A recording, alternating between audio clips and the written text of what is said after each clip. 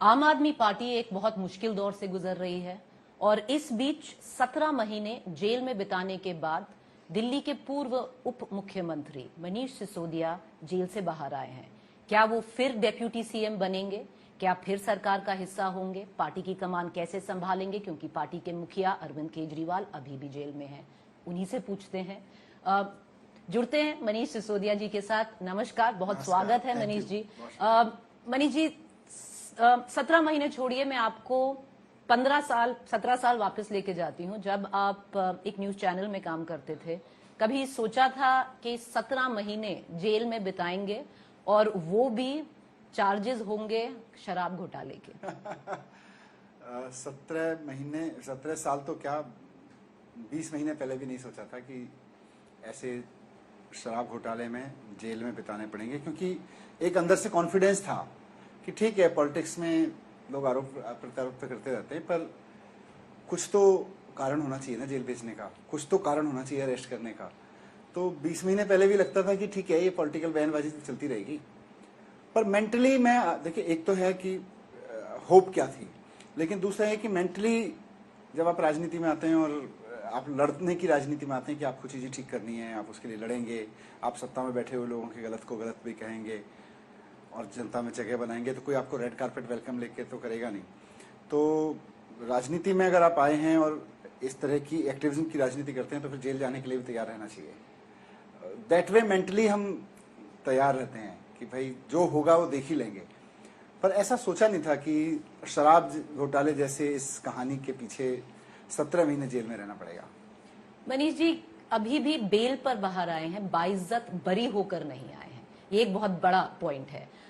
जब आपने बाहर आकर बोला संविधान की जय, ये संविधान की जीत है, ये तो बेल है, बरी मतलब अभी तक बरी नहीं किए गए हैं। ये सारा केस ही बेल तक था।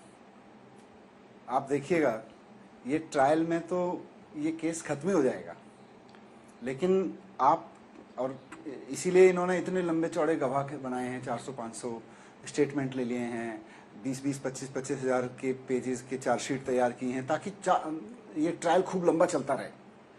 इनको भी पता है कि जितना लंबा ट्रायल चलेगा उसके केस में जब फाइनल रिजल्ट आएगा वो तो लेट हो जाएगा, लेकिन जब तक बेल रोक सको। और बेल भी रोकने का इन्होंने हथकंडा क्या अपनाया? वो कानून लगाया जो आतंकवादियों पे फंडिंग के लिए आरोप में लगाया जाता है या ड्रग माफिया की फंडिंग के आरोप में लगाया जाता है। दुनिया भर में ये पीएमएलए जैसे कानून आतंकवादियों की और ड्रग माफिया की फंडिंग रोकने के लिए लगाए जाते हैं।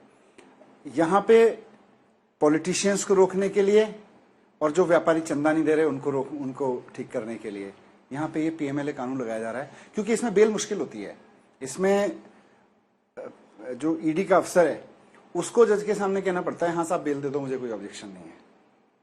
तो इसलिए सबके व्यापारियों के मामले में भी, पॉलिटिशियन के मामले में भी इसमें बेल होने में देर होती है। तो इसलिए ऐसे ऐसे कानून लगा के तो अभी कॉन्फिडेंट है कि वापस नहीं जाएंगे? नहीं, जरूरत ही नहीं पड़ेगी। अब तो ट्रायल में तो मैं बता रहा हूँ, ये केस बेल तक ही था। इस केस में जो कुछ था वो बेल तक था, और इनकी पूरी कोशिश थी कि जितना लेट बेल हो सके वो कर लीजिए। 17 महीने बहुत टाइम होता है मनीष जी, जेल में रहने का, आत्मचिंतन करने का, सोचने का, रिफ्लेक्ट करने का।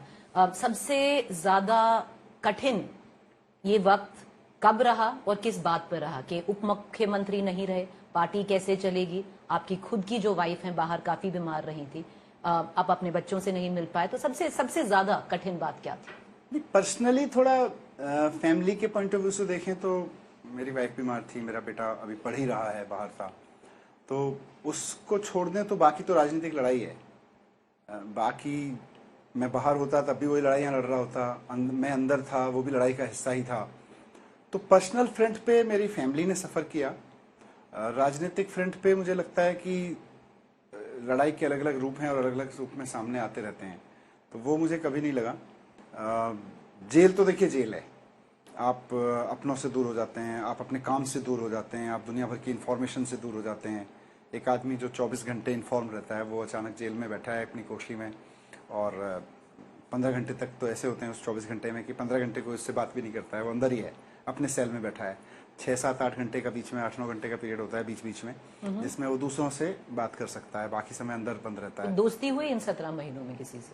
दोस्ती क्या, जो लोग हैं उनसे हाय हेलो तो होती रही, लेकिन इसीलिए मैं बोला, आपने अच्छा पूछ लिया कि दोस्ती हुई, मुझे लगा खुद से ज्यादा दोस्ती हो गई, क्योंकि आप 15 घंटे जब बीच अपने सेल में बंद होकर अकेले बैठते हैं तो आपकी किताबों से दोस्ती होती है या आप खुद से दोस्ती करते हैं।